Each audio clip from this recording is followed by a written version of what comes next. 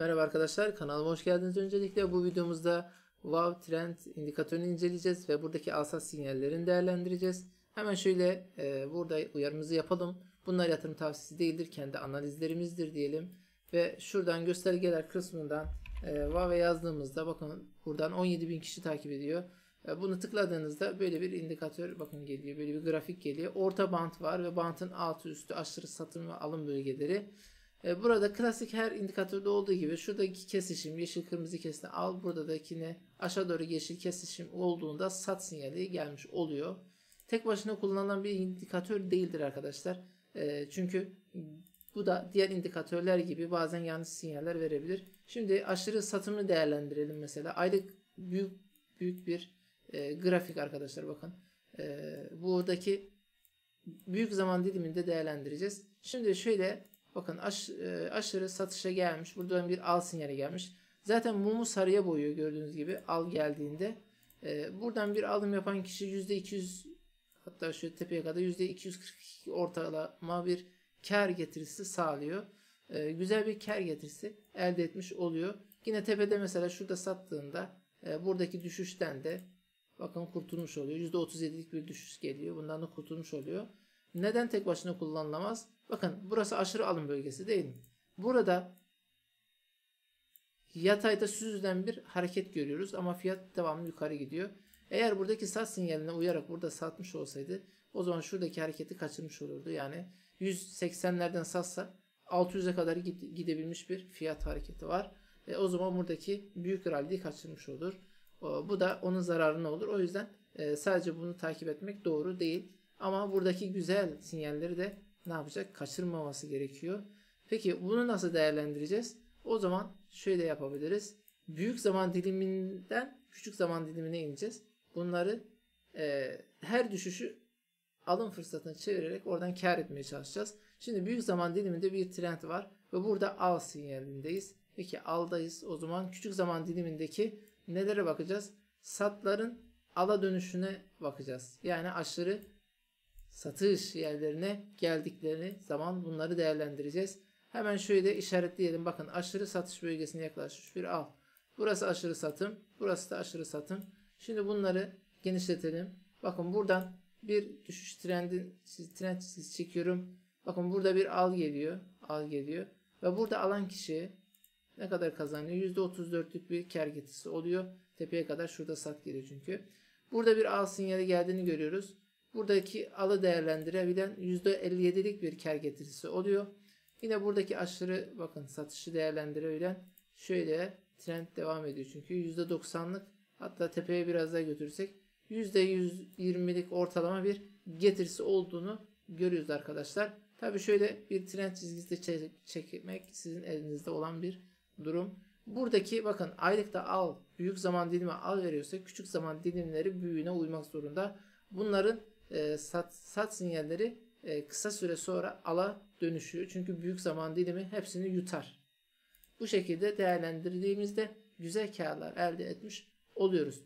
Peki bu kadar mı? Hayır. Başka şekillerde de bunu kullanabiliyoruz. Mesela örnek şöyle verelim. Bakın burada tepeler aşağı doğru. Fiyata baktığımızda fiyattaki tepeler yukarı doğru. O zaman burada ne var arkadaşlar? Burada dikkat ederseniz bir uyumsuzluk var. Ve fiyat yukarı gitmesine rağmen indikatörler yalan söylemez diyoruz. Buradaki alıcı zayıf. O zaman buradan bir düşüş gelecek. Bu çıkış sahte diyoruz ve düşüş geliyor. %25'lik bir düşüş sağlanıyor. Haftalarca düşmeye başlıyor. Yine bakın şurada bir dip hareketi. Buradaki tepeler bakın dipler daha doğrusu. Dipler eşit seviyede ama fiyat daha aşağıya gelmiş. O zaman buradan dönüşteki bir al sinyali bizi ne yapacak? Daha yukarı taşıyacak. Şöyle bir hemen trend çizgisi çekiyoruz. Bir al geliyor. Bakın mum sarı. Buradan aldığımızda %42'lik bir kar getirisi sağlamış oluyor. Sata bakıyorum. Şurada da daha sonra değerlendirelim.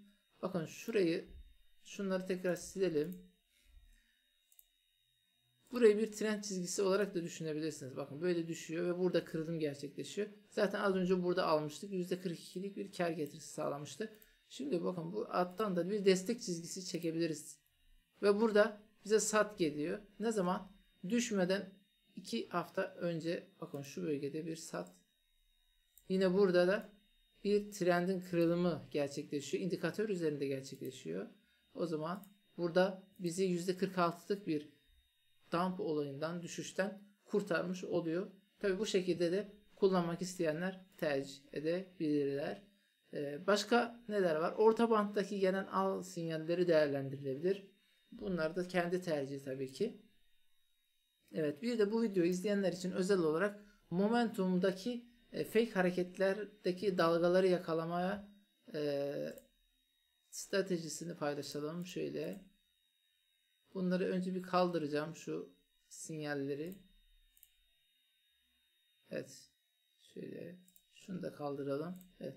Sadece momentumu bıraktım. Şimdi sadece momentum kullanarak, yani fiyat hareketinin gücünü kullanarak fake dalgaların üzerinden kar sağlamaya çalışacağız arkadaşlar. Şöyle inceleyelim. Daha önce bulmuştum ben burada bir iki tane. Evet, şurada bir tane var. Net bir şekilde bir fake dalga hareketi ve kâra dönüştürme çalışacağız. Bakın. Şimdi burada bir düşüş trendi var. Zaten momentum aşağı doğru, yani düşüyor fiyat. Ama düşerken dikkat edin. Güç, bakın düşüş gücü zayıflıyor. Sonra burada bir artıya geçiyor. Yani alıma geçiyorlar.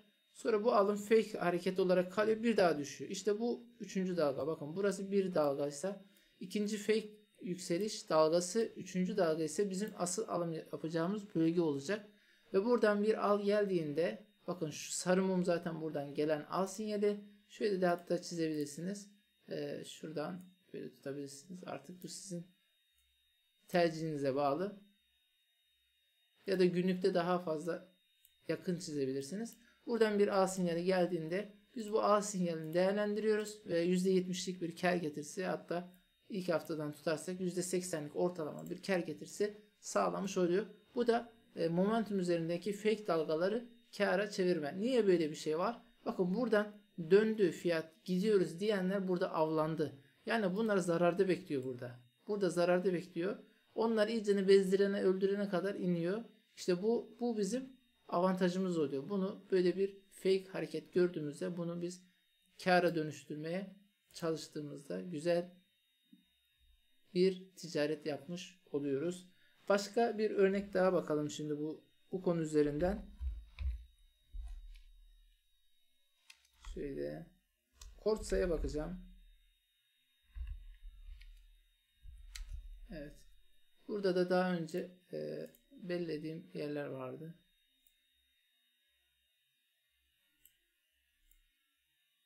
Evet, bir tane şurada var arkadaşlar. Şimdi değerlendirelim. Burada bir düşüş hareketi var. Bu düşüş hareketi zayıflıyor, bakın zayıflıyor. Şurada çok minik kalmış burada. Burada bir minik bir hareket yapmış ve burada tam yükseliyoruz, fiyat trend döndü derken burada da bir fake yükseliş hareketiyle birlikte bir dalga daha düşüyor. İşte bu bizim üçüncü dalgamız oluyor ve buradaki dalgayı biz alıma çeviriyoruz. Hemen trend çizgimizi çekiyoruz. Bakın şurada sarı çizgi var. Mum var. Demek ki bu sarı mumda bir al sinyali olduğunu görüyoruz. Ve buradan alım yaptığımızda %19'luk ortalama bir kar getirisi sağlamış oluyor bize. Güzel bir kar getirisi. Başka şöyle geçmişe doğru bir bakalım. Evet, bir tane de burada var. Çok net bir şekilde anlayabiliyorsunuz artık eğer dikkatli dinliyorsanız. Bakın şurada bir düşüşte bir zayıflama, fake hareket alım dalgası.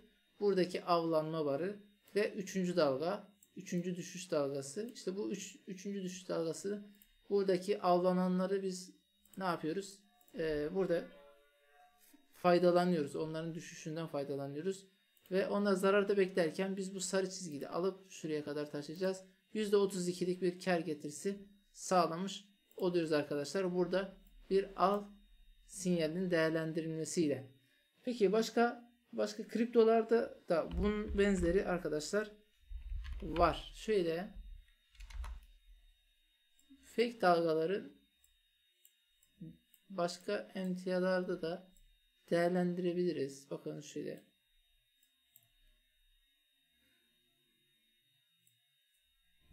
Burada bir düşüş trendi hareketi fake dalga yükselişi, bakın fake dalga yükselişi. Daha sonra üçüncü düşüş dalgası. İşte bu üçüncü düşüş dalgasından sonraki al gelen sinyalde biz kar etme potansiyelimiz var. Bakın şurada sarı olan mumu görüyorsunuz. Bakın sarı olan mum. Demek ki indikatör al vermiş. Buradan sarı mumla birlikte biz al yaptığımızda bakın %44'lük bir kar getirisi sağlamış oluyoruz. %44 gerçekten ciddi miktarda bir kar sağlamış oluyor bize.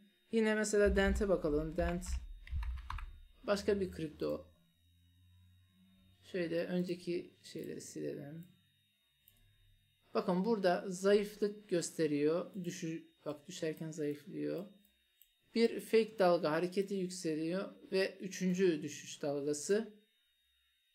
Ve burada al sinyali bakın şurada geliyor. Al sinyali gelen mum sarı. Bakın al sinyali gelen mum sarı. Sarı mumu alıma çevirdiğimizde %45'lik ortalama yine bir kar getirisi sağladığını görüyoruz. Bu da tabii ki isteyenler için böyle bir analiz oldu arkadaşlar. Umarım sizler için faydalı olur. Sağlıcakla kalın arkadaşlar.